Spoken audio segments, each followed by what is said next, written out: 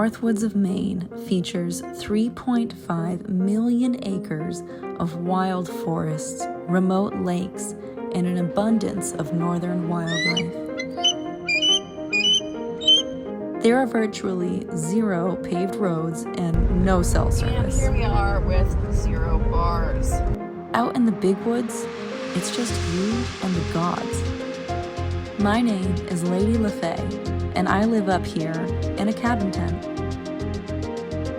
Welcome to my little slice of paradise. Let me give you a tour.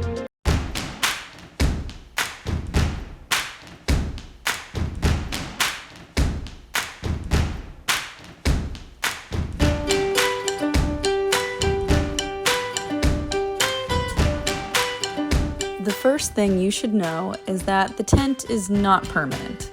I'm working on building a log home with my family, and you should click that subscribe button if you want to see how we're building it. But while that process is slow, cabin tents are an excellent 3-season structure. You can still use them in the snowy months too, but you'll need to be in it to clear the snow from the roof and keep it warm.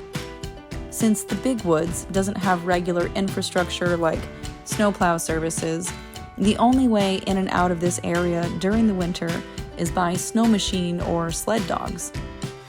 My property is in an unorganized territory, which means there are not enough people to even qualify as a village, and the number plummets to almost 0 in the winter. Most people head south to a different residence during the winter. Cabin tents are not your average camping experience. My tent is from Davis Tents, which are made in the USA. They come in different sizes, and my tent is 12 feet by 14 feet with an 8-foot porch. I've seen Boston apartments that are the same size, honestly, except the view simply does not compare. The first thing I did to set up my cabin tent was build a wooden platform which my dad designed. I used logs from the property to help support it, and can use the space under the platform for storing tools. This is a huge added benefit to having a sloped property. The tent poles don't come with it, but you will get directions for which lengths to cut. I used steel conduit pipe, and lastly, I rolled out a durable rug to make it more cozy. These tents are so spacious. I can set up a queen-size bed and still have plenty of space for my dog's crate, my gear, under the bed storage, and anything else I need.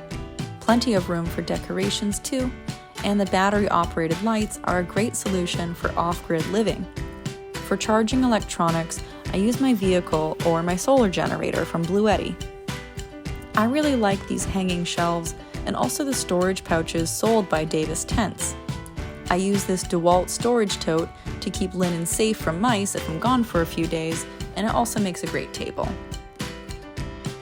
I have a small kitchen set up on the porch, and it runs on propane.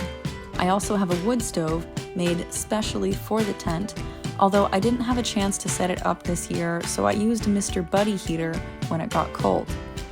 I use a Yeti cooler for most of my food, and much of my protein is sourced through hunting and fishing, which this region is famous for.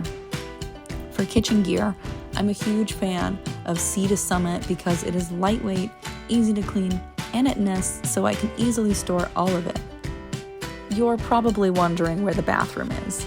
The very first thing I built here was an outhouse. The outhouse is extra wide, lots of space, and I also use a waterproof storage bin to keep my paper products safe from the forest critters.